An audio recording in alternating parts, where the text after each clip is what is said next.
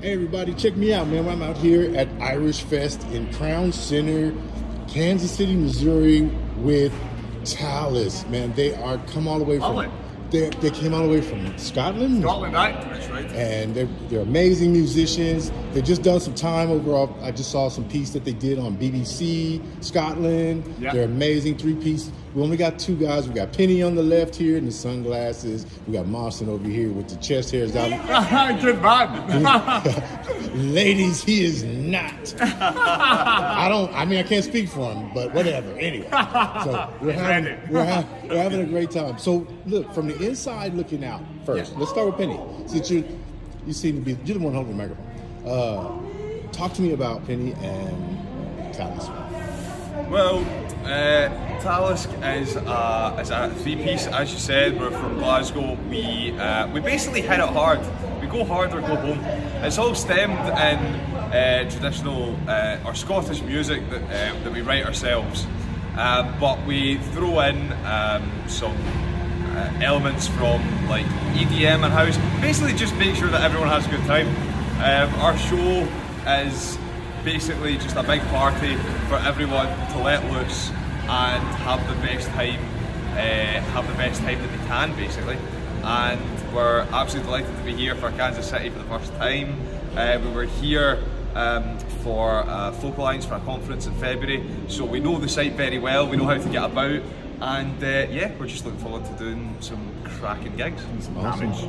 Doing some damage. What was the defining moment that brought you guys together, Mawson?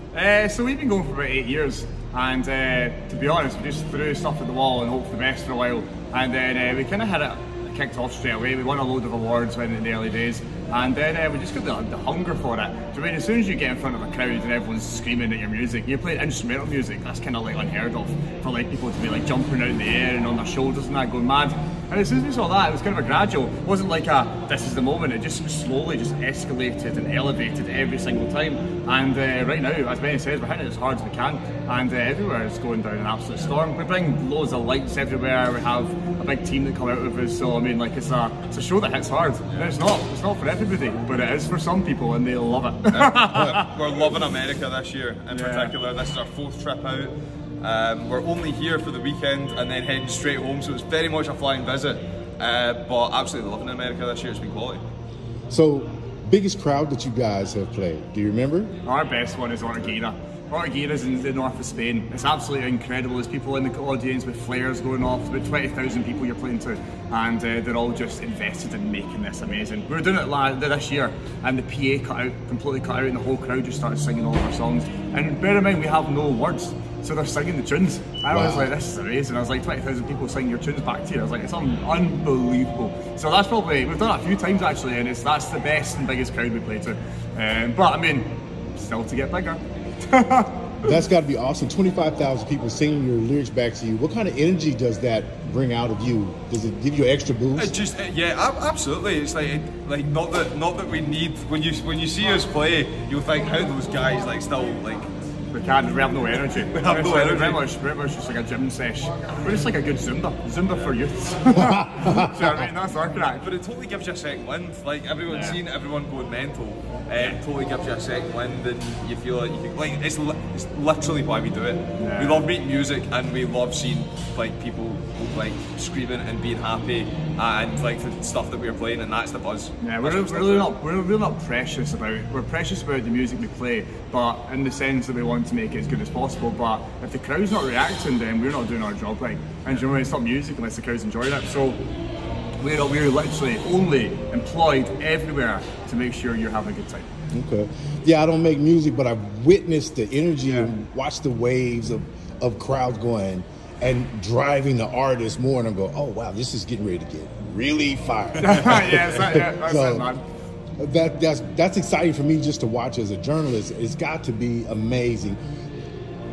I know that you're so busy and you're playing in big crowds, but can you recall one of the most touching fan interactions that you had where they said, oh, how you touched them or whatever? Good few. There's quite a few of them. We've had one of my favourite ones. We were in Orkney, and it was just this one girl, and she was just smiling and didn't stop smiling the whole time, and I was like, that's it. that's what we're aiming to do. But then through COVID, there's people obviously, and this isn't a COVID chat, but like a lot of people have lost a lot of people, and then there's a track we have called Farewell, and the idea behind it was to bring everyone together. So everyone we met on the road, they took part in this big, massive collab video. Every single artist you see here probably played on it. Do you mean every single person? And then we've had 2 people in the last year who like that's what we used when we were lowering down.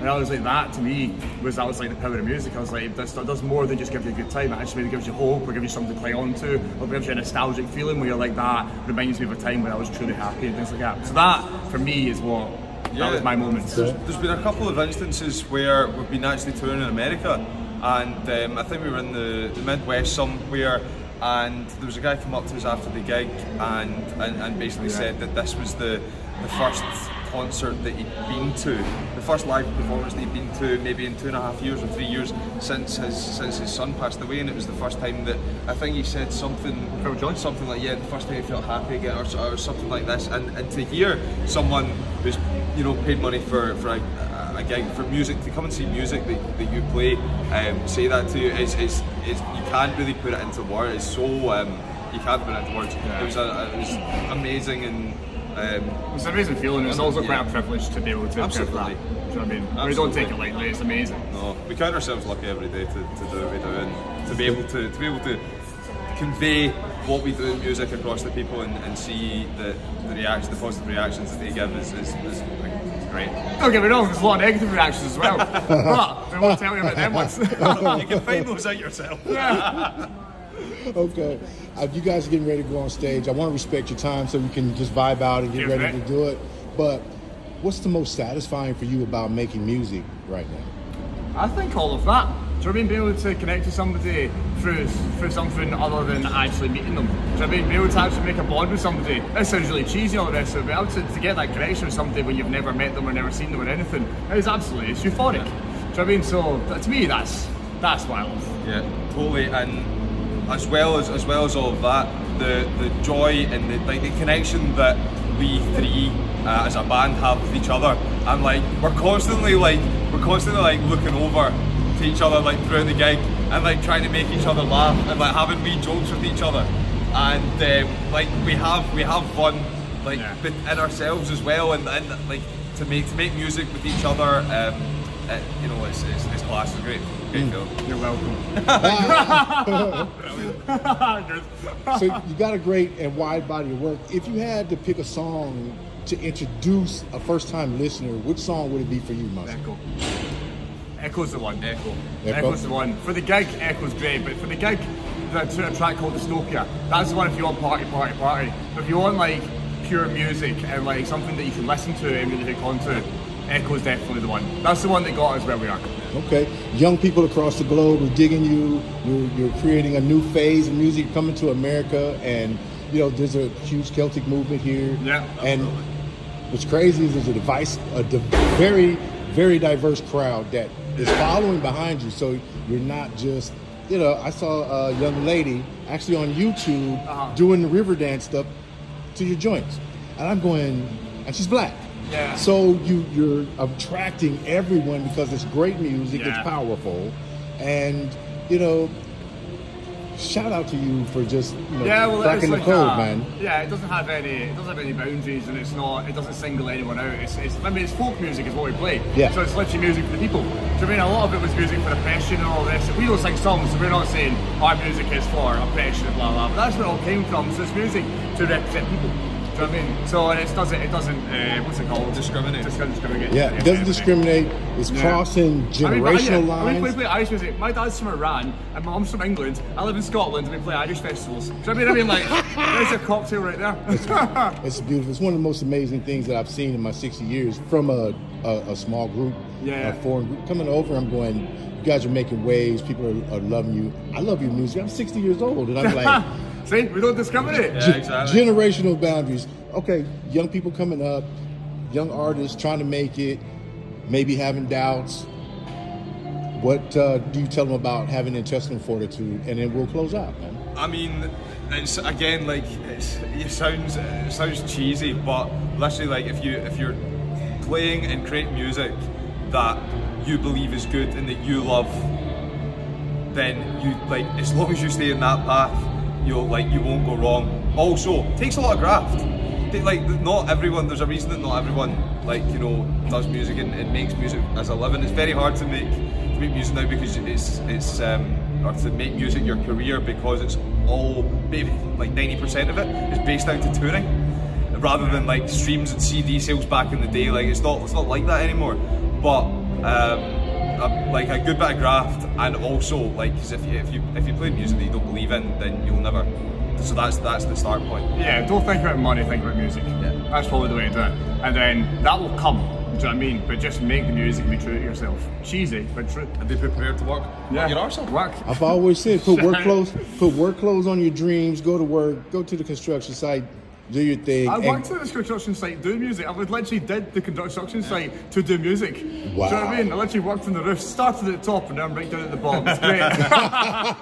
All right, man. The Hype Magazine, these gentlemen, Penny, say it again. I'll say it loud and proud, Boston. Muscle. I appreciate you. Thank you so much for taking the time. It's our pleasure, mate. All right. To meet you, man. Pleasure to meet you. And we're out.